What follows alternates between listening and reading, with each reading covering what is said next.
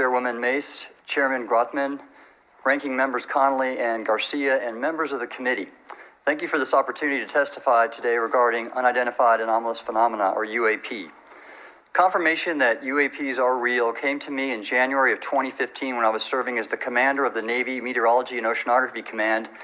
At the time, my personnel were participating in a pre-deployment naval exercise off the U.S. East Coast. It included the USS Theodore Roosevelt Carrier Strike Group, and this exercise was overseen by the United States Fleet Forces Command, led by a 4-star admiral who at the time was also my superior officer. During this exercise, I received an email on the Navy's secure network from the operations officer of U.S. Fleet Forces Command. The email was addressed to all the subordinate commanders, and the subject line read in all capital letters, "Urgent Safety of Flight Issue."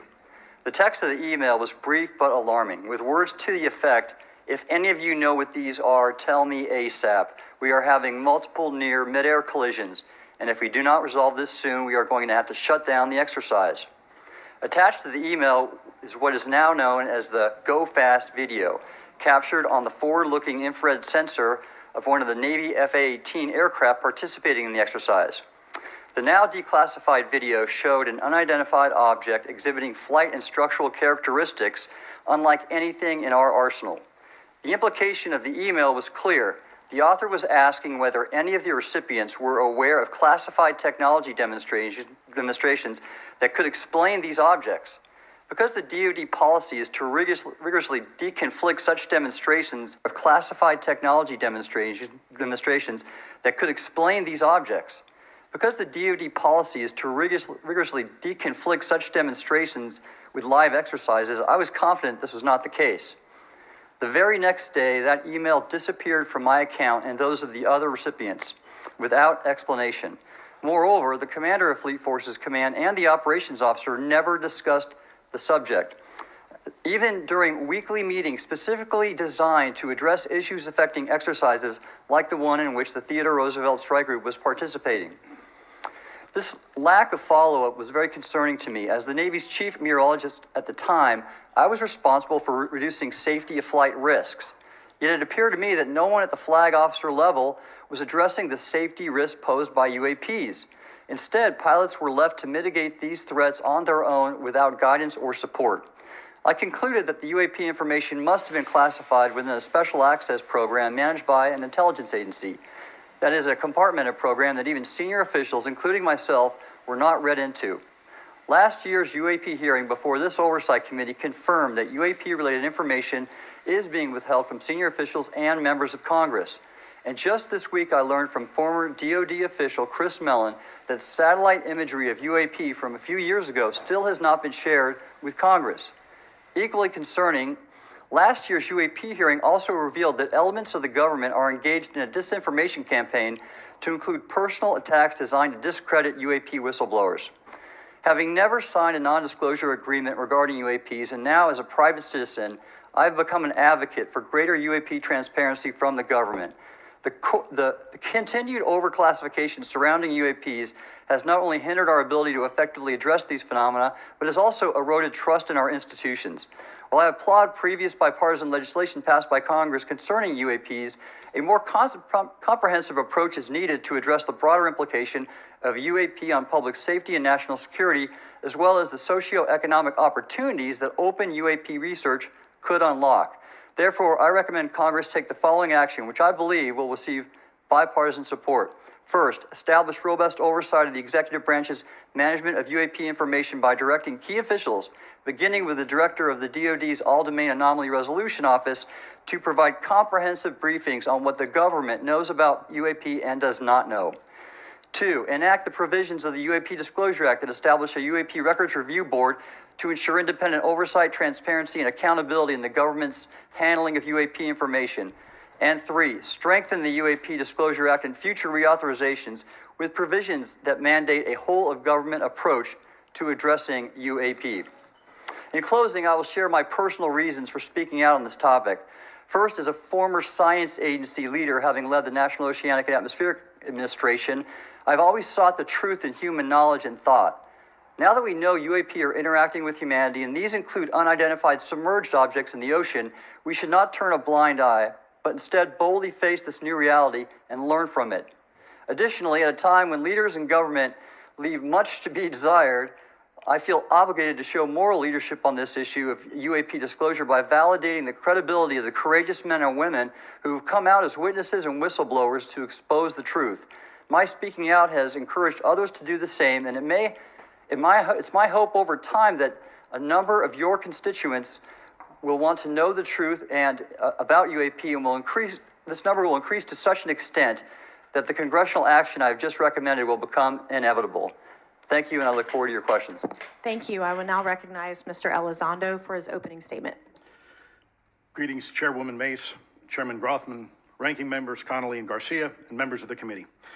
It is my honor and privilege to testify before you on the issue of unidentified anomalous phenomenon, formerly known as UFOs. On behalf of our brave men and women in uniform and across the intelligence community, as well as my fellow Americans who have awaited this day, thank you for your leadership on this important matter. Let me be clear, UAP are real. Advanced technologies not made by our government or any other government are monitoring sensitive military installations around the globe. Furthermore, the U.S. is in possession of UAP technologies, as are some of our adversaries. I believe we are in the midst of a multi-decade secretive arms race, one funded by misallocated taxpayer dollars and hidden from our elected representatives and oversight bodies. For many years, I was entrusted with protecting some of our nation's most sensitive programs. In my last position, I managed a special access program on behalf of the White House and the National Security Council. As such, I appreciate the need to protect certain sensitive intelligence and military information. I consider my oath to protect secrets as sacred, and I will always put the safety of the American people first.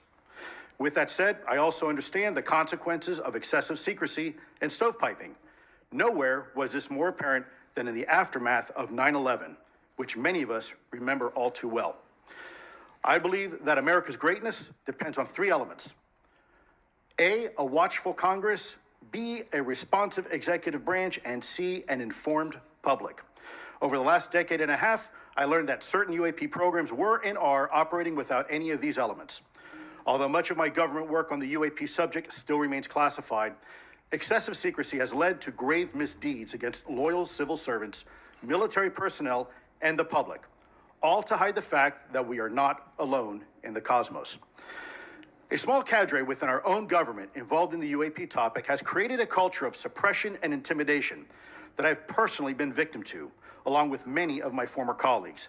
This includes unwarranted criminal investigations, harassment, and efforts to destroy one's credibility.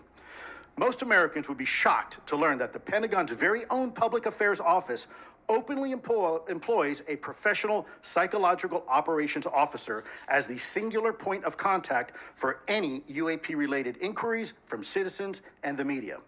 This is unacceptable. Many of my former colleagues and I have provided classified testimony to both the Department of Defense and the Intelligence Community Inspector General, and many of us have subsequently been targeted by this cabal with threats to our careers, our security clearances, and even our lives. This is not hyperbole, but a genuine fact, and this is wrong. To fix these problems, I propose three principal actions. First, Congress and the President should create a single point of contact responsible for a whole-of-government approach to the UAP issue. Currently, the White House, CIA, NASA, the Pentagon, Department of Energy, and others play a role, but no one seems to be in charge, leading to unchecked power and corruption. Second, we need a national UAP strategy that will promote transparency and help restore the American public's trust at a time when the public's trust is at an all-time low. This strategy should include a whole-of-government approach, including the academic and scientific communities, the private sector, and our international partners and allies. Third, Congress should create a protected environment so whistleblowers desperate to do the right thing can come forward without fear. As it currently stands, these whistleblowers suffer because of stigma, a code of silence, and concerns about retaliation. These whistleblowers should be encouraged to come forward in ways that protect them against any forms of retaliation. Policies and procedures should ensure that protection, and for those who refuse to cooperate, it is up to the members of this committee and the other lawmakers to wield their subpoena power against hostile witnesses and prevent additional government funding to those UAP efforts that remain hidden from congressional oversight. In closing, we as Americans have never been afraid of a challenge. In fact, we thrive on them, whether it's eradicating polio or going to the moon. We don't run from a challenge, we take it head on. To the incoming administration and Congress, I say to you, we need immediate public transparency. And this hearing is an important step on that journey. If we approach the topic in the same way as we, as Americans, have met other challenges, we can restore our faith in our government institutions. Together, we can usher in a new era of accountable government and scientific discovery. I believe that we as Americans can handle the truth, and I also believe the world deserves the truth. Thank you, esteemed members of Congress, for your time today. It is profoundly appreciated by many. I would now like to recognize Mr. Shellenberger for his introductory remarks. Chairwoman Mace, Chairman Grothman, Ranking Member Connolly, Ranking Member Garcia, members of the subcommittees, thank you for inviting my testimony. One of Congress's most important responsibilities is oversight of the executive branch in general and the military and intelligence community in particular. Unfortunately, there is a growing body of evidence that the U.S. government is not being transparent about what it knows about unidentified anomalous phenomena, and that elements within the military and the IC are in violation of their constitutional duty to notify Congress of their operations. President-elect Donald Trump and former President Barack Obama have both said that the government has information about UAPs that it has not released. There are other explanations for UAPs than that they represent a new form of life or non-human life. Current dominant alternative theories, including those put forward by AARO, are that UAPs are some kind of natural phenomena we don't yet understand, like ball lightning or plasma. They could also be part of some new U.S. or foreign government weapons programs, such as drones, aircraft, balloons, CGI, hoaxes, or birds. Whatever UAPs are, Congress must be informed, as must the people of the United States. We have a right to know what UAPs are, no matter what they are. However, we now have existing and former U.S. government officials who have told Congress that AARO and the Pentagon have broken the law by not revealing a significant body of information about UAPs, including military intelligence databases that have evidence of their existence as physical craft. One of those individuals is a current or former U.S. government official acting as a UAP whistleblower. This person has written a report. This is the report that says the executive branch has been managing UAP, NHI issues without congressional knowledge, oversight, or authorization for some time, quite possibly decades. Furthermore, these individuals have revealed the name of an active and highly secretive DoD unacknowledged special access program, or USAP. The source of that document told me, that the USAP is a strategic intelligence program that is part of the U.S. military family of long-standing, highly sensitive programs dealing with various aspects of the UAP problem. The new UAP whistleblower claims that the U.S. military and IC database includes videos and images taken using infrared, forward-looking infrared, full-motion video, and still photography. The report that was just shared with Congress says Immaculate Constellation serves as a central or parent USAP that consolidates observations of UAPs by both tasked and untasked collection platforms. Immaculate Constellation includes high-quality imagery intelligence and measurement and signature intelligence of UAPs, the whistleblower's report adds. The sources of this intelligence are a blend of directed and incidental collection capabilities, positioned in low Earth orbit, the upper atmosphere, as well as military and civilian aviation altitudes and maritime environments. The report to Congress details in detail various UAPs, including spheres, orbs, disks, saucers, ovals, triangles, boomerang, arrowhead, and irregular organic. The report describes various incidents found in the human intelligence databases. One involved orbs surrounding and forcing an F-22 out of its patrol area. In another incident, the crew of a Navy aircraft carrier watched a small orange-red sphere rapidly descend from a high altitude of 100 to 200 yards directly above the flight deck of the CVN, or aircraft carrier. And since my reporting on this Immaculate Constellation last month, another source came forward who told me that they saw a roughly 13-minute long, high-definition, full-color video of a white orb UAP coming out of the ocean approximately 20 miles off the coast of Kuwait. It was filmed from a helicopter. Then halfway through the video, the person said the orb is joined by another orb that briefly comes into the frame from the left before rapidly moving again out of the frame. The person discovered the video on SIPR, the Secure Internet Protocol Router Network, which the DoD uses to transmit classified information. A leading UAP researcher who utilizes the Freedom of Information Act to find out what the government knows, John Greenwald, told me last year that the U.S. government had been increasingly denying his requests for UAP information. He has been doing FOIA requests for 27 years and has an archive of 3 million pages. The government has for decades denied any interest in UFOs, he told me, but the documents that he has assembled show that behind the scenes, it was a completely different story. Contrary to the hopes of many advocates of transparency, the government has been restricting more information since the leak of 3 UAP videos in 2017. The DoD organization AARO has been labeling many documents with a B7 exemption, which Greenwald says does not make any sense. They're stating that anything AARO does is involved in law enforcement investigation, which allows AARO to not release it. Greenwald says that the DoD has denied the existence of a UAP and ATIP-related records on multiple occasions, only to acknowledge them after an appeal was filed. He added that the Naval Air Systems Command in March 2022 stated they found no additional UAP videos.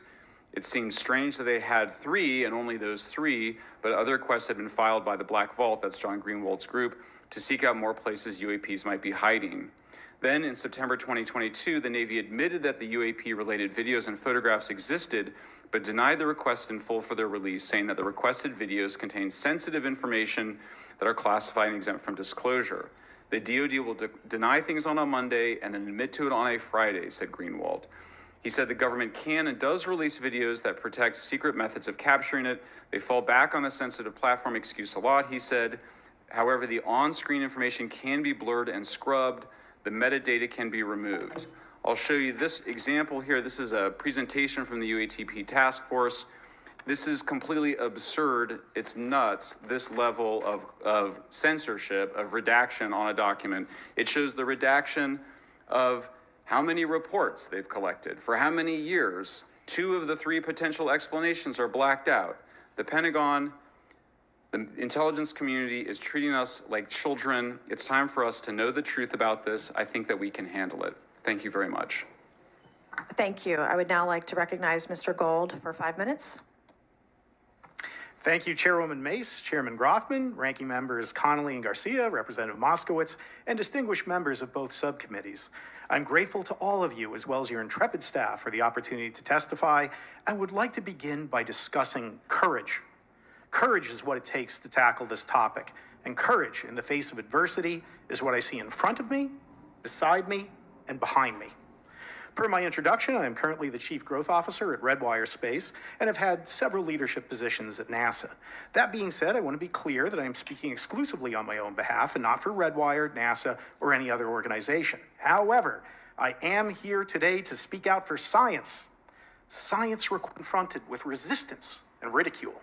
For example, members of the NASA UAP Independent Study Team, particularly those in academia, were mocked and even threatened for simply having the temerity to engage in the study of UAP.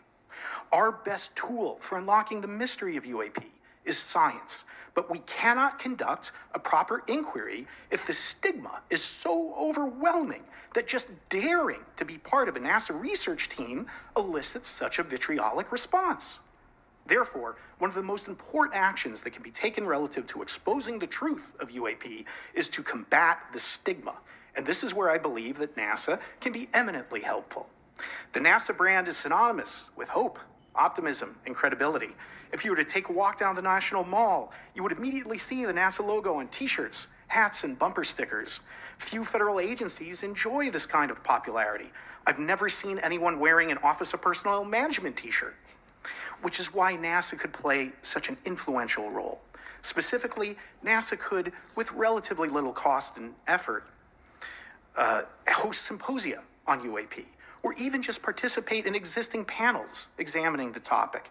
NASA personnel stepping forward and participating in such discussions would make a powerful statement to the scientific community that UAP should be taken seriously and researched accordingly. In regard to research, NASA has vast archives, much of which may contain important UAP data. Again, for relatively little cost and effort, NASA could create an AI or ML algorithm that could search the agency's archives for anomalous phenomena.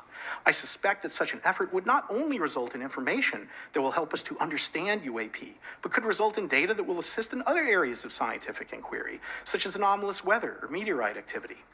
Beyond its existing archives, NASA could act as a clearinghouse for civilian and commercial UAP data. During my work on the UAP Independent Study Team, it quickly became evident that there is no clear or well-publicized process for civilian pilots to report UAP sightings. The stigma associated with UAP hampers the number of pilots that would report such phenomena, but even for those who overcome the stigma, I believe the current FAA guidance is largely unknown and poorly understood. In order to effectively collect UAP data, the independent study team recommended the use of NASA's Aviation Safety Reporting System, or ASRS. This system, which is administered by NASA and funded by the FAA, provides a confidential means for the reporting of safety violations in a voluntary and non-punitive manner. Over 47 years, the ASRS has collected nearly 2 million reports. ASRS is the perfect tool to collect UAP data, which could then be collated by NASA and shared with the public at large. Leveraging ASRS could create a treasure trove of UAP data, potentially hundreds of thousands of reports, supporting this hearing's goal of exposing the truth. And I'm grateful to our two co-chairs and other members who have already incorporated this idea into proposed legislation. At this hearing, and as others have demonstrated, the UAP issue is justifiably dominated by national security and defense. However, I would urge the subcommittees to keep in mind the numerous ways that NASA and the FAA, as well as commercial activities in the air, in space, and in the water, can generate a massive amount of invaluable data on anomalous phenomena. I cannot help but be excited by the potential for such an endeavor, since scientific discovery is driven by anomalies. It's the existence and study of anomalies that led to the theory of relativity, quantum mechanics, and nearly all of humanity's scientific breakthroughs. This is why the study of UAPs should be embraced, since whatever is occurring, the chance to garner new knowledge should never be ignored. We must be thorough in collecting information, fearless in making conclusions, and open to following the data, no matter how mundane or extraordinary the results may be. I began this testimony by praising the Joint Subcommittee members for their courage, and I will end by echoing that sentiment. As the saying goes, the truth is out there. We just need to be bold enough and brave enough to face it. Thank you. Thank you. Thank you all. Possible. So for the Admiral this morning first, former DOD official Chris Mellon reached out to you about satellite imagery from 2017 that depicts a UAP. What were the dates in 2017 when this occurred? I can't share with you the details, ma'am, but I could do it in a closed setting, and I can also tell you the agency that wrote a report on it. Okay, so who has the imagery? I can tell you that in a closed setting. Can you describe what was depicted in the satellite imagery? Just a description. It was a UAP, ma'am. That's it? No other description? The term that the analysts used, they called it the button. It was a disc-shaped object. Okay, where was it? I can't tell you that, ma'am. Okay. All right. Okay, Mr. Elizondo, you state in your testimony that, quote, advanced technologies not by our government or any other government are monitoring sensitive military installations around the globe, end quote. If these technologies are not made by any government, who's making them? Private companies, or are you implying they are crafted by a non-human intelligence?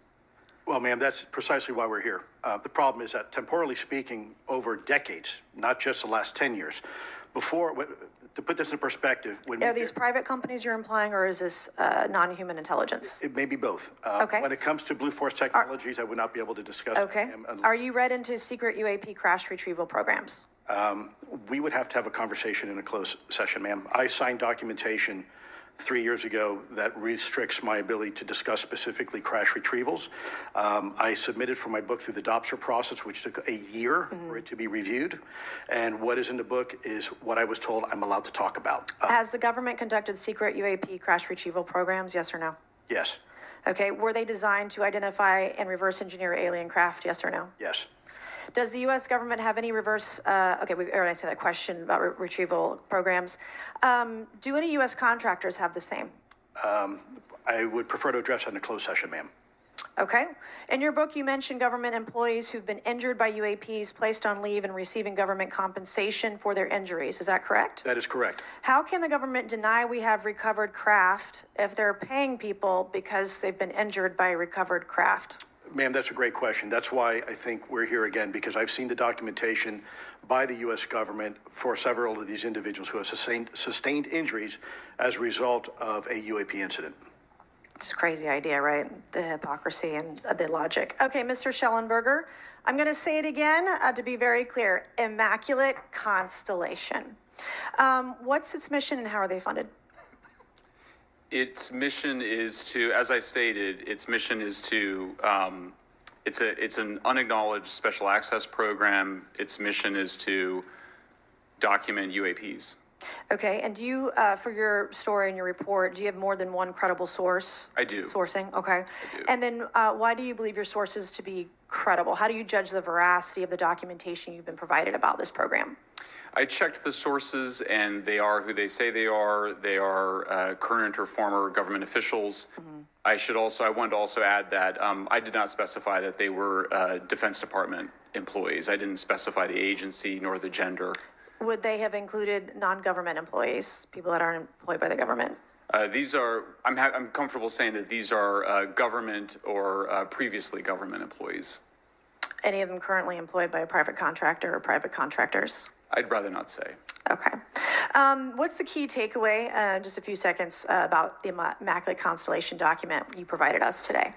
I think that what the American people need to know is that the U.S. military and intelligence community are sitting on a huge amount of visual and other information, still photos, video photos, other sensor information, and they have for a very long time. And it's not those fuzzy photos and videos that we've been given. There's very clear high res, high resolution. How many visuals, graphics, videos, photos? I mean, I've been told hundreds, maybe thousands. I mean, I also wanted to say, because there was some conversation around concern around the revealing of these materials, revealing the source collections, but some of these are shot from helicopters using normal videos of oceans. I just think that's absurd that somehow you're going to be revealing some secret U.S. technology by revealing that you've photographed orbs off the coast of Kuwait.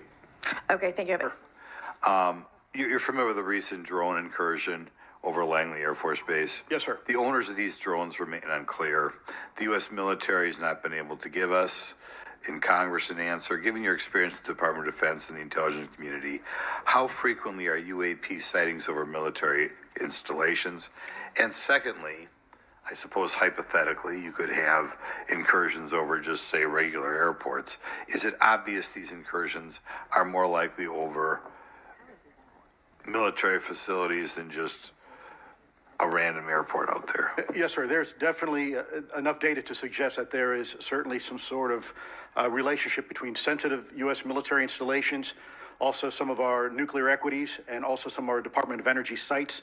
There is a long historical record that some of your colleagues may have, documentation that demonstrates this. This is not a new trend. This has been going on for decades, and that information's been obfuscated, unfortunately, from folks like you in this committee. And I think that's problematic because ultimately, at the end of the day, we have a significant situation here. We have something that can enter into U.S. airspace completely with no attribution. And how long has this been going on? Sir, decades, and there's information that will hopefully be entered into the record. Can you think of any possible reason why they can't release any information they have on something, say, 15 or 20 years old? Sir, if I could echo my colleague here, Admiral Gallaudet, I think one of the big issues that we have in the intelligence community, Department of Defense, is we don't want to broadcast any potential vulnerabilities or weaknesses in our national defense systems or our intelligence collection platforms. Therefore, when you have a conversation where you address a problem for which there is no solution, it makes that a very uncomfortable conversation to have. Okay. Mr. Elizondo, what is your last position with the federal government? Sir, I was the Director of National Program Special Management Staff, managing a White House Special Access Program on behalf of the National Security Council. How would you characterize UAPs? An enigma, sir, and a frustration. We're talking about technologies that can outperform anything we have in our inventory. And if this was an adversarial technology, this would be an intelligence failure eclipsing that of 9/11 by an order of magnitude. Are there classified Department of Defense materials related to UAPs that you believe could be safely disclosed to the public without compromising national security? Yes, sir, I do. I would never, ever try to endorse providing some sort of information that could compromise what we call a blue force technology or capability. But I do believe there's a lot of information regarding this topic, and I've been very vocal about it, that should be shared not only with the public, but most importantly, with members of Congress. Are you familiar with my friend David Grush? Absolutely, sir. I had the privilege and honor of working with him myself several years ago at U.S. Space Force. Last year, as you know, he testified that the U.S. has run a multi-decade UAP crash retrieval and reverse engineering program. Would you agree with that? Yes, sir. Are there UAP programs operating without proper congressional oversight? 100%. What are they? Unfortunately, sir, I would have to have that conversation in a closed session. I know you said that, and a lot of people are frustrated with those kind of answers, but we're asking those kind of questions so you all know what the heck we're up against. You also mentioned in your opening statement that the Pentagon's Public Affairs Office employs a psychological operations officer as a singular point of contact for UAP-related inquiries. Why the heck would they do that?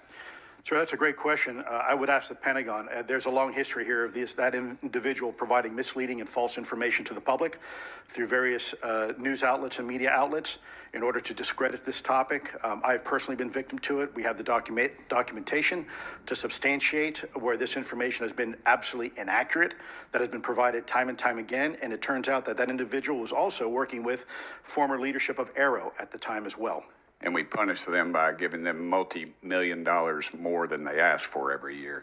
Admiral Gallaudet, you mentioned in your opening statement on an email you received from the operations officer of the Fleet Forces Command regarding unknown objects almost colliding with U.S. military planes. Did anyone respond with knowledge of what the objects were?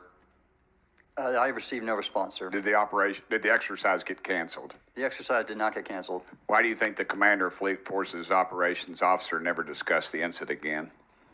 Sir, I'm speculating because I didn't have an exchange with him, but I believed it to be part of a special access program, the information and the video, which we have known now it was, and he realized he couldn't share that openly with the recipients of the email, and therefore the email was pulled from everybody's account. Again, tell us what happened to the email from the commander of Fleet Forces. The day after I received it, and all the other recipients received it, which were all the subordinate commanders of U.S. Fleet Forces, so 1- and 2-star admirals, including strike group commanders, the email was wiped or deleted from our accounts. Okay. And then no one talked about it. All right. Have you specifically had any experience with submersible objects? Sir, I've no personal experience, but I've had witnesses on submarines come to me and say they've seen on sonar data. Correct. Okay. How would you characterize those, and how do they move? The one instance that was revealed to me was in the 80s on a nuclear-powered submarine, a ballistic missile submarine, that the object exhibited the characteristics of a Russian torpedo in terms of its speed of movement and closing rate with the submarine, and then it slowed and followed the submarine slowly in its wake for a period of minutes, and then rapidly exited the scene. And nothing that we know of, and technology-wise, could replicate that. And the speed of these objects was faster than anything that we have or anybody else has that would be manned. Is that correct? It was on the order Underwater. of a torpedo. So yes, sir. Yes, sir. But as it exited, well, I don't exactly know how fast a torpedo is, but I expect it does better than my old outboard Scott Atwater. So I'll take that as a yes. Yes, okay. Have you experienced any experience with the All-Domain Anomaly Resolution Office, ARROW? Yes, Congressman. As I mentioned previously, I have met with them. Okay. You heard Mr. Elizondo describe psychological operations for those contacting the Department of Defense about UAPs. You mentioned a similar influence operation by ARROW. Why are federal agencies invested in running information operations about UAPs if they do not exist? Yes, sir. But I'll make a statement on ARROW's behalf. They have new leadership. The office has reached out to me to meet again, and I take that as a good faith effort, and we'll see where that goes. Thank you, Chair Lady. I've run over. Thank you. Thank you, Mr. Tennessee. I would now like to recognize Mr. Higgins. You're the king of Tennessee. Mr. Higgins, you're recognized for 5 minutes of questions. Thank you, Madam Chair. Mr. Elizondo, Mr. Shellenberger notes in the report that we've been given for this hearing. I believe, Mr. Shellenberger, let me shift you, are the author of this this report? I'm sorry, sir, I'm not the author Mr. of. Schellenberger, were you the author of this report? There's No, I was not. name on it. No, Do you know the author? I do.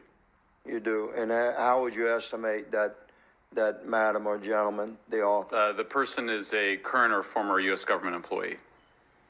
And it states here that this is the public version of the author's report. Yes.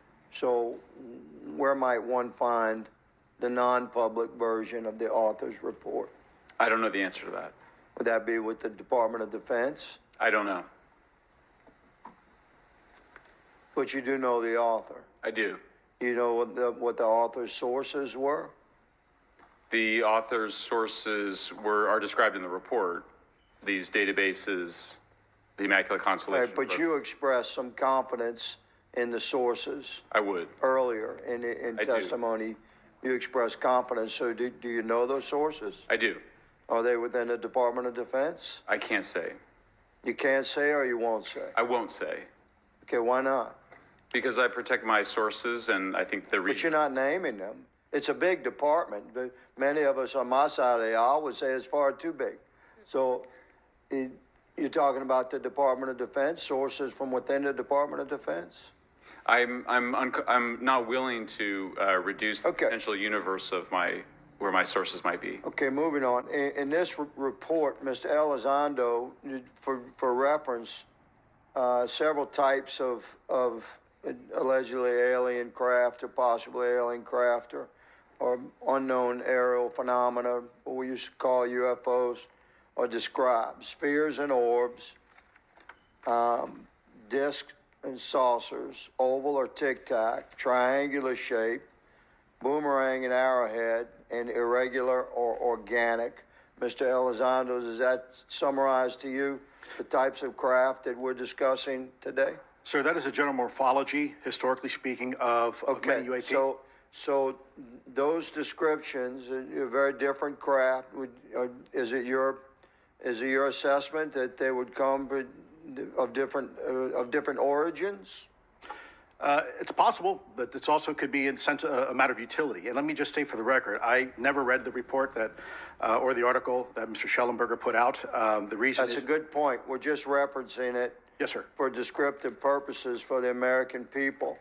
Mr. Shellenberger, in this report, it's striking to me that regarding the descriptions of experiences with these various craft, several of them include biological effects and several do not. Are you familiar with what I'm talking about? Yes. Okay, so spheres and orbs, triangular craft, and irregular or organic craft include some descriptions of biological effects, including feelings of unease, electronic device malfunctions, long-term psychological effects such as anxiety or insomnia have been noted, feeling of being watched, a shared awareness with the triangle craft, and under the irregular and organic craft, biological effects include physical sensations of warmth or cold and unexplained smells and psychological distress. So these are very specific descriptions of the reactions of human beings, which allegedly have been noted from a study here, a report. All of those experiences would have been described by the sources that the author used. I'm not sure I understand. This is a very broad description of biological effects, and it's striking to me that they are present with relation to some types of craft, but Right. absent in others. This would require a great deal of research and study. Can you explain that? My understanding is that this is the database is very large. It includes both the images, the videos, the still images, as well as the human intelligence, the reports, the raw data from individuals having these experiences. So in answer to your question, yeah, I think we're looking at a very large amount of data collected over many decades. And that data is held by the Department of Defense? Well, I will say that after I published, I was told that this program, that the USAP was actually managed by the Department of Defense, but held at the White House. Roger But that. that's a single source, and I don't have multiple sources to verify that. Thank you, sir. I did my best to trick an answer out of you, but I was partially successful. Madam Chair, I yield. Thank you. I now recognize Mr. Frost for 5 minutes of questions. Thank you, Madam Chair. In addition to serving on this committee, the Oversight Committee, I also serve on the Science, Space, and Technology Committee, where we often discuss how essential data and evidence are used in science and used at departments such as NASA. During a hearing, NASA Administrator Nelson affirmed the importance of NASA in helping us to understand UAP. Mr. Gold, if the government doesn't have the data it needs on UAP because, say, someone who saw something is concerned about stigma, public backlash, etc., or maybe there's just not good systems in place, how are we supposed to ultimately figure out what's going on? Yeah, thank you for the question. And let me compliment Administrator Nelson that there wouldn't have been a UAP independent study team if it wasn't for his leadership and courage. We're talking about data and where we can get data from. As I described, NASA has whole archives of data, much of which I believe will likely have information that will help inform UAP. We need only look.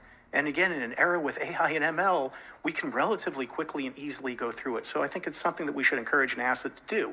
However, per Chairman Grothman's comment about UAP focusing on national security sites, I believe there's something, sir, that you may have heard of called sensor bias.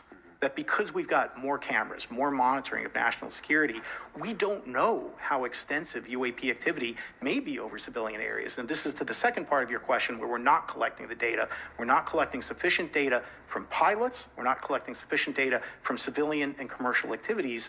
And this is, again, where ASRS, I think, could substantially change that, get the data out there, and allow us to do good science. Yeah. Thank you. I mean, on the data, you know, I'm a really big proponent of transparency.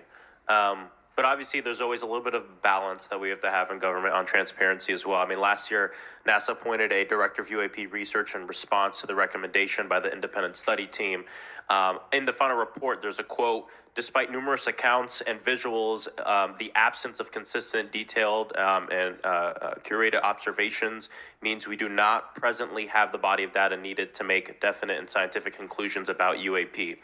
Can you just talk really quickly about that balance of security and transparency? So I can say, having served at NASA, it is the most transparent organization I've ever been in. When we would have conversations of executive leadership, things would leak out almost instantly. So I can assure you, intentionally or not, NASA's very transparent. I don't know if many of you have worked with engineers or scientists. They love to talk. So I believe that NASA is a paradigm of transparency, but we must have the ability and the data to be able to be transparent with. And if we're not gathering that, if we're not looking at it, then we can't bring NASA into the game and get to that good science that you need. You know, it was about a year ago, I was touring a facility with a pretty senior government official. We went by a certain hangar and they said, yeah, that's, you know, a company leases that out. We don't really know what's going on in there. We have no way of knowing what's going on in there. And there was a few of those, in fact, while we were driving around this facility. To what extent do you think that some of the UAP out there comes from off the books or unauthorized experimental aircraft? I mean, I think probably the vast majority of UAP are drones, experimental aircraft, weather conditions, which is, again, why I say if we review the data, I think we're going to discover a lot about things we weren't even thinking about. But there is a percentage that isn't. And looking into those anomalies is how discoveries will be made. And relative to science, Congressman, if I can say, when NASA studies black holes, when NASA studies galaxies, we have instruments that are tailored to do so. With UAP, we're using cockpit gun cameras or cell phones. We could never do good science with that. And let me tell you, the NASA budget is under pressure. We need to make sure that the Artemis program is funded fully. We need to beat China to the moon and maintain our presence in low Earth orbit. So NASA would need more money to do this, but I think tailored instruments that would look at UAP in the same way that we have tailored instruments to look at astronomical data is important to gathering valuable and uniform information. If we were studying black holes by using fighter cockpit cameras, we probably wouldn't know that much about black holes. 100%. Well, I think it's important that federal leaders take the necessary steps to ensure that UAP does not pose threats to the American public as well, and that we have the necessary budgets to collect this data so we can actually see what's going on. And I'm fully supportive of funding the Artemis mission. I think it's very important. Also, a personal note, the pilot is a frat brother of mine. He is a... This next question is for Mr. Gallaudet. To your knowledge, have any USOs ever outpaced our submarines? Yes, ma'am. At what magnitude? I don't have the exact speed, but again, a witness came to me, a credible former submarine officer who observed it on sonar data. And this was in the 80s in the North Atlantic during a storm, and it outpaced his submarine by orders of magnitude. Are you aware of any hotspots that currently exist off our shores in North America? Not with sufficiently credible data, ma'am. Okay, we've heard reports of there potentially being hotspots, maybe entry and exit points. Have you heard of any of that? I have not, ma'am, but my colleague here, Mr. Elizondo, does discuss some USO activity that he's observed in certain DoD databases. Mr. Elizondo, in regards to these aircraft being piloted by whatever they might be, non-human biologics, would you agree that it's likely that they are being piloted by some mind-body connection? Ma'am, I think it is safe to presume here that they are being intelligently controlled because some cases seem to anticipate our maneuvers, and in other cases they seem to I came across an email where the word stalked was used in a very secure email between Navy officers discussing their ships being pursued by a UAP. In our previous panel, we had Grush, and he had testified to say that some of these were interdimensional beings. Can you speak on that at all? Ma'am, I'm not qualified, certainly as a scientist or otherwise, to speculate points of origin. I looked at everything from a scientific perspective. So if you look at, for example, instantaneous acceleration, which was one of the observables of the program that I belong to, ATIP, the human body can withstand about 9 G-forces for a short period of time before you suffer negative biological consequences, blackouts and ultimately redouts and even death. Comparison, our best technology, the F-16, which is this older platform, but one of our most highly maneuverable aircraft, manned aircraft, made by General Dynamics, can perform about 17 or 18 G-forces before you start having structural failure, meaning that the airframe begins to disintegrate while you're flying.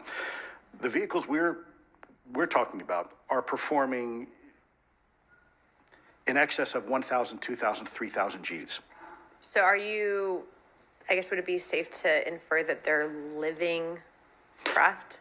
I'm not prepared at this point to state for the record is something alive or not, because even that definition is hard. There was a time in science we thought that life required oxygen, and we now know that's not true. There are anaerobic bacteria that thrive in oxygen environments that lack oxygen.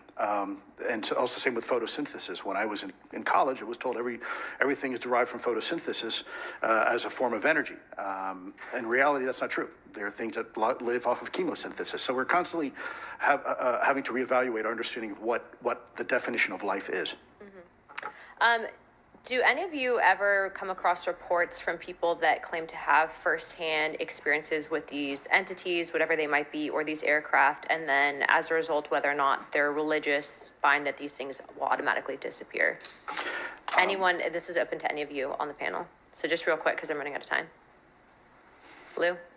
Ma'am, I've always been a nuts and bolts kind of guy. When I was at ATIP, I was focusing more on the performance characteristics and less on the potential occupants. Okay, the reason I ask is because it seems like just based on our conversations that we've had people that say that there are good and bad of whatever these things are.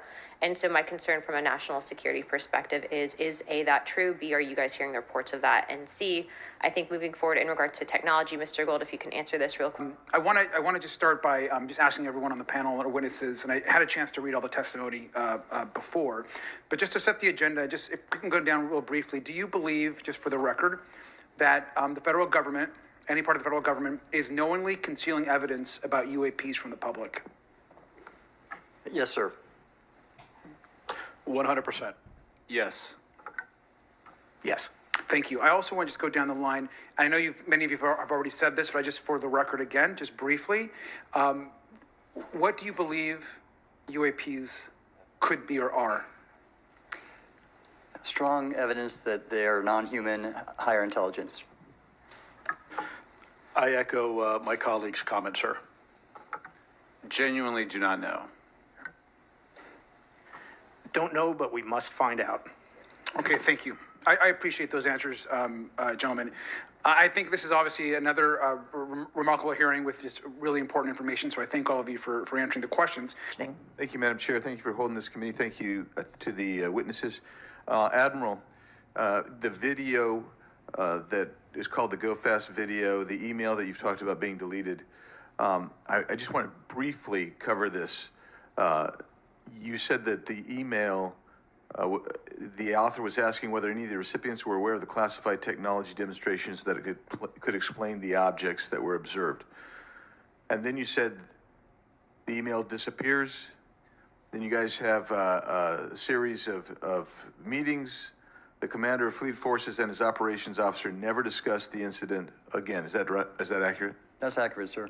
And even during weekly meetings, it was never discussed again. My question for you is, you were in those meetings. Did you personally hear that nothing was going on about that? Yes, sir. I was in those meetings, and did you make inquiries about that? No, I did not, because I inferred, since I had been read into other special access programs, that this UAP video was part of one that I was not read into, or any of the recipients, or the author of the email, and that an intelligence agency basically pulled it back and instructed the author of the email, hey, this is, you just conducted what they call spillage into a lower classification level. And when that's done, the procedures are basically to remove any of the communication. You're going to silo it. And I just want to convey this to you. On USG networks, there exists infrared footage of and imagery of a grouping of vessels engaged in SIGINT and massive collection at night in a specific area of the Pacific Ocean. This footage, which was in close proximity to the vessels, a large equilateral triangle UAP suddenly appears directly over the ships. These three bright points are seen at each bottom corner of the UAP, which is observed to slowly rotate on its horizontal axis. And he goes on to describe that. And I just want to read one more, and I'm doing this because I think it's interesting. This stuff is interesting as anything. So let's get this one here, right here. While performing a routine airspace surveillance and control mission in the Eastern Air Defense Sector, an F-22 fighter observed multiple UAP contacts at mission altitude. Moving to intercept, the F-22 pilot noted multiple metallic orbs slightly smaller than a sedan hovering in place. Upon vectoring towards the UAPs, a smaller formation of the metallic orbs accelerated at rapid speed towards the F-22, which was unable to establish radar locks on the presumed hostile UAPs. The F-22 broke trajectory and attempted to evade, but was intercepted and boxed in by approximately 3 to 6 UAPs. And then I'll leave that there, but because I just have no more time left. Well, she's not looking. So let's just get into, let's get into part of this. I thought I would be saved by the bell. No. Let's talk about Kuhnian, Lakatoshian type of scientific development. Does any branch of the United States government or defense contractors possess technology? Sir, there's documentation that I believe was submitted for the record that was approved for release by the U.S. Pentagon, by the Department of Defense Office of Pre-Publication Security Review, and it states one of the reasons why my predecessor program, OSAP, was trying to collect material of unknown origin. Was it successfully collected? It was not. What happened is that there was an aerospace contract company that requested to divest itself of the material that was collected in the 1950s. Unfortunately, that didn't actually occur. So let's dive into that. That's the Bigelow Airspace, correct? So Yes, sir. There was a journalist, Christopher Sharp, who said that there was a transfer between Lockheed Martin, Bigelow Airspace, and the CIA allegedly blocked this. Can you describe that? What I can say is that it was blocked. Why it was blocked, I can only surmise. I was part of some conversations later on with some of those contract personnel where they had told all of us that is accurate. What we required was a memo from the Secretary of the Air Force in order to make that complete, and that never occurred. And so when Secretary Mattis became Secretary of Defense, I decided it would be appropriate for me to try to receive a memo from him as SecDef, as Secretary of Defense, if we could not get a memo from the Secretary of the Air Force to transfer that material. So if that material exists today, who's in possession? Sir, I wouldn't be able to have that conversation in an open hearing. We'd probably have to have that. Okay, my question to you then is, if we were in a secure setting, if we were in a SCIF, would you be able to provide or get access to something, whether it's visuals or material that we could put our hands on, or biologics, that would convince me, that would show me that we have non-human origins? Sir, that decision would not be mine. That would be to the gatekeepers still in the U.S. government. And who would so if you were in our shoes, where would you go from here? How would you get that information? A lot of times we just don't know who to ask because we don't know where to go next. So if you were in our shoes, where would you go? Well, I prefer to answer that question in a closed session. However, we established AARO for that very purpose. And unfortunately, under its previous leadership, it failed. So one would hope that they would have the authorities necessary to do that. Let's hope that this new iteration of leadership will be successful. In the discussions, it's simply about material, or is there discussion about it was previously testified that there's biologics that were collected. Are you aware of any of that? I am, sir, aware of the reporting that biologics have been recovered. Again, my focus was more nuts and bolts, looking at the physical aspects of these phenomenon, how they interacted around military equities and nuclear equities. So I'm certainly not a medical expert. I would not be able to probably provide you a whole lot of value in that simply because I don't have the expertise. But was anything described as that we have possession of bodies? Yes. We have is it multiple types of creatures, or?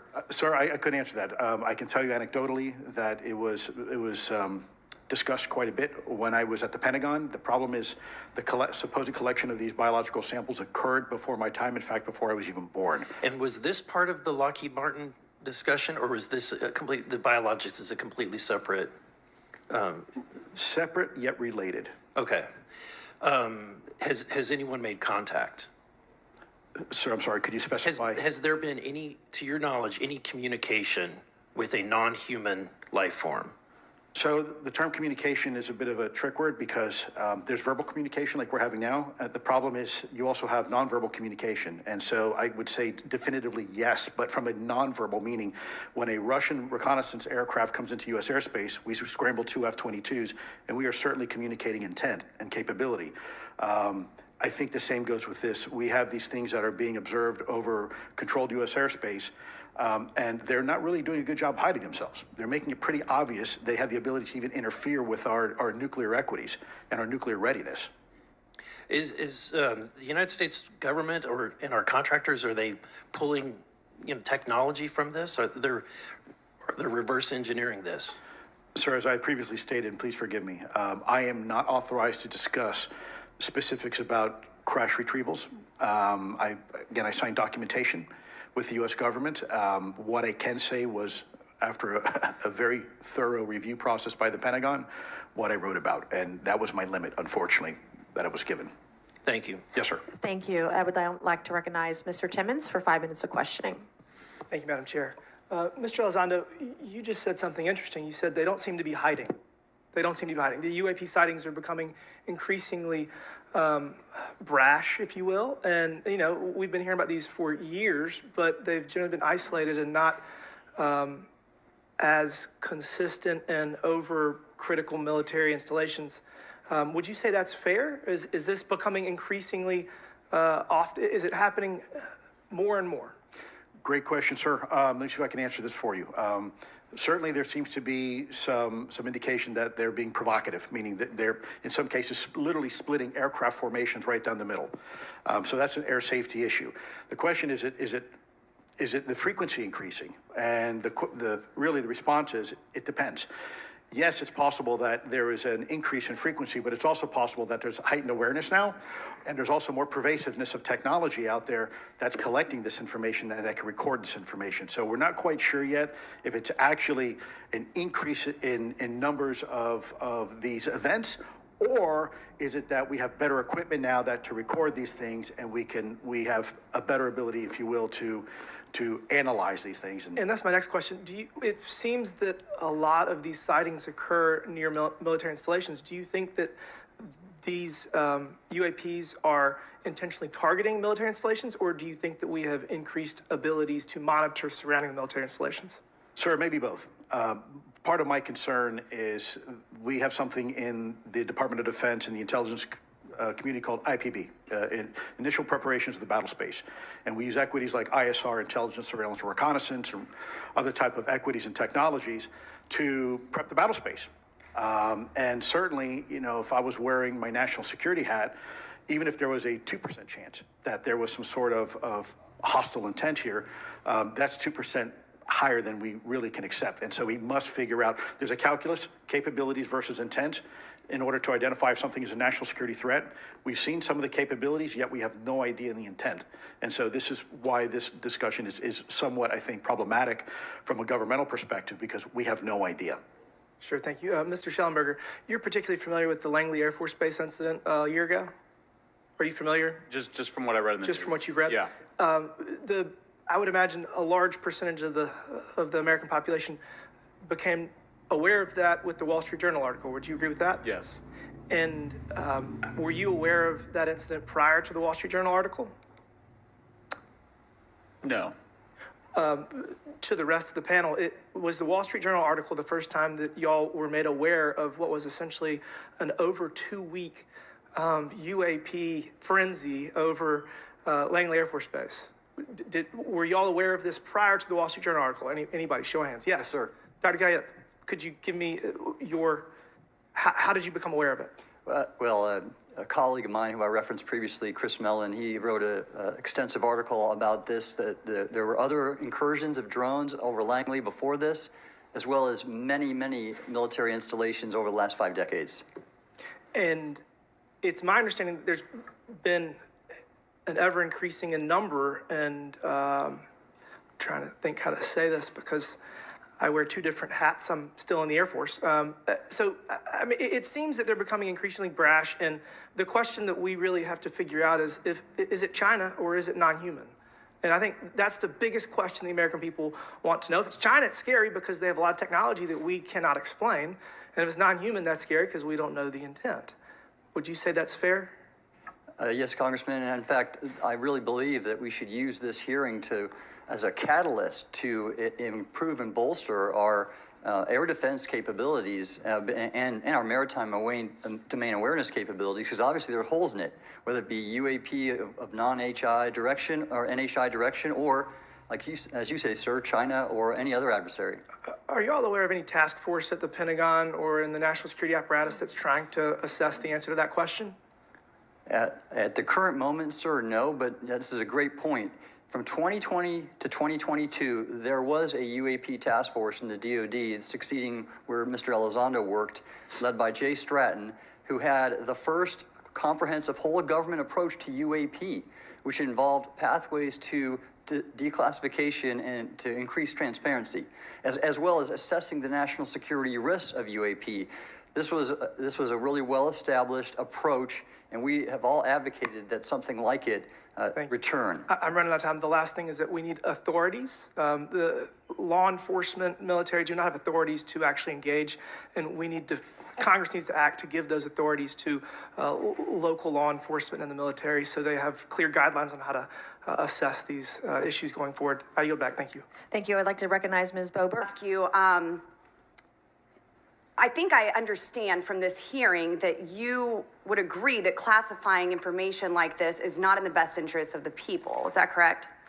Yeah, I mean, with the caveat that, of course, I would support classification necessary to protect secrets essential to national security, but I think it's pretty obvious that there's overclassification. Overclassification, yes. And so in most instances, if they can't tell us what, do you think at some point they'll at least tell us why? President-elect Trump has repeatedly committed to greater transparency, both on the UAP issue, on JFK files, on COVID origins, and many other things. So I think that we need to make sure that the next administration is held accountable for that. Agreed. And this is for all four of you. Yes or no, please. I have many questions I want to get to. Are there any known instances of recovered materials or technologies that are not of human origin and maybe connected to any advanced bioscience defense programs within the USG? I don't know. I wouldn't be able to answer that, ma'am. I don't know. I don't know. Okay, so there are rumors that have come up to the Hill of a secretive project within the Department of Defense involving the manipulation of human genetics with what is described as non-human genetic material, potentially for the enhancement of human capabilities, hybrids. Are any of you familiar with that? Yes or no? No, ma'am. I am not, ma'am. I'm not. No, ma'am.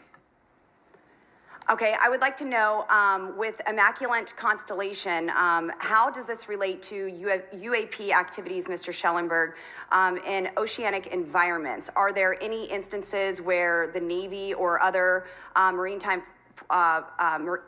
forces have encountered UAPs that could not be explained by known technology or natural phenomena?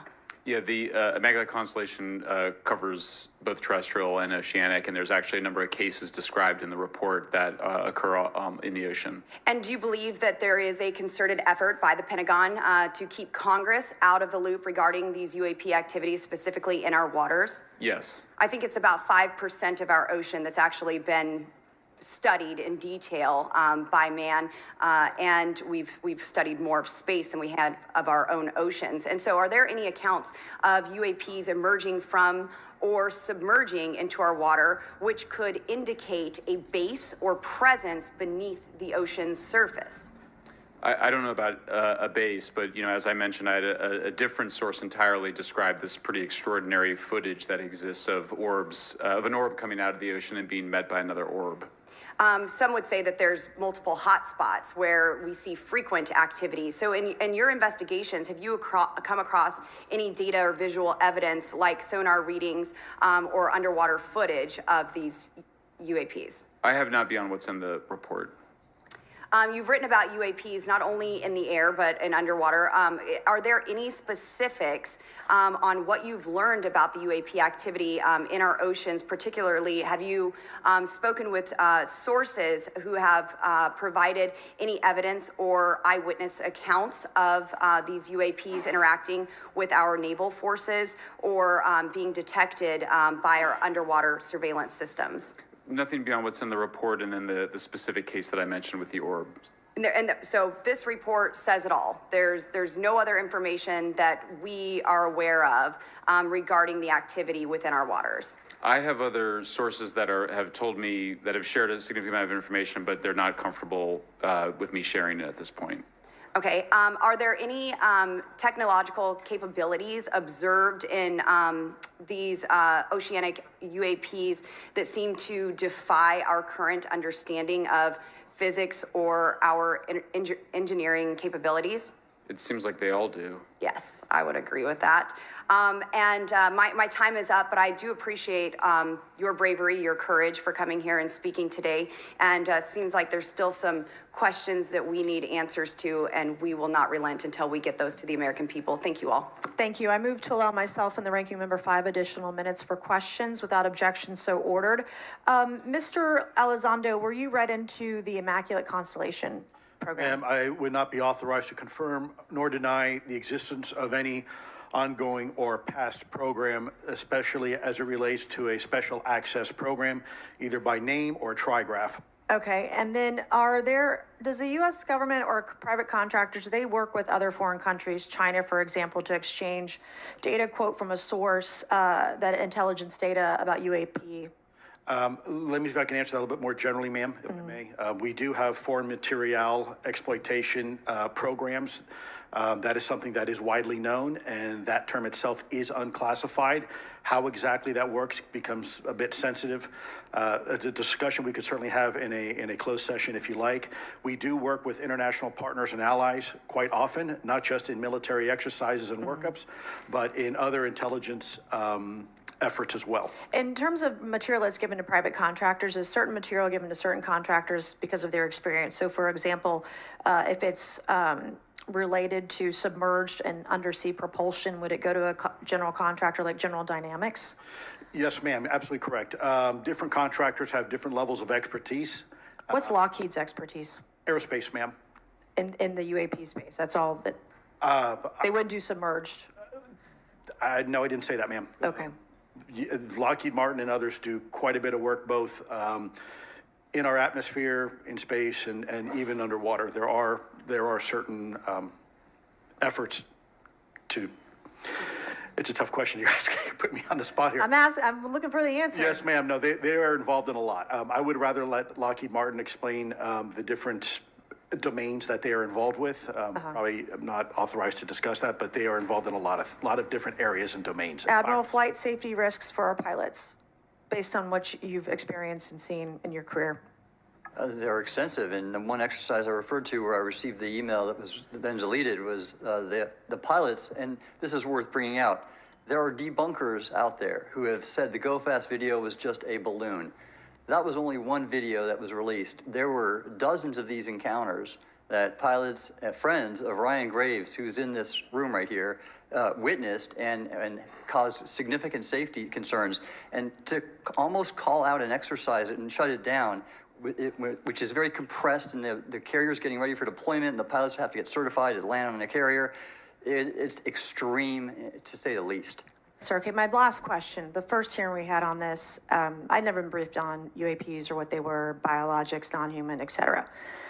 How would you define, each of you, my last question, how would you define non-human biologics, non-human intelligence? What are we actually talking about? Admiral, and we'll go down the line. I don't think it's a stretch when you look at the diversity of life on this planet and the size of this universe to think that there would be more diverse, higher order, non-human intelligences throughout the universe. And that's probably what's visiting us. I would take the scientific approach. The definition would be the ability to react to a stimulus in a manner that requires an intellectual thought process. I just don't know. I think we must be modest in our assumptions that we're looking for intelligence that could be biological. It might not. Non-biological, but what non-biological intelligence, what does that mean though? Artificial intelligence, ML, machines. We assume that all intelligence would be like us. And every time we look out in the universe, we are humbled relative to what we don't know in terms of the forms of intelligence and what it may take. I can assure you I probably can't ask you your question, but I think the ultimate answer is going to surprise us all.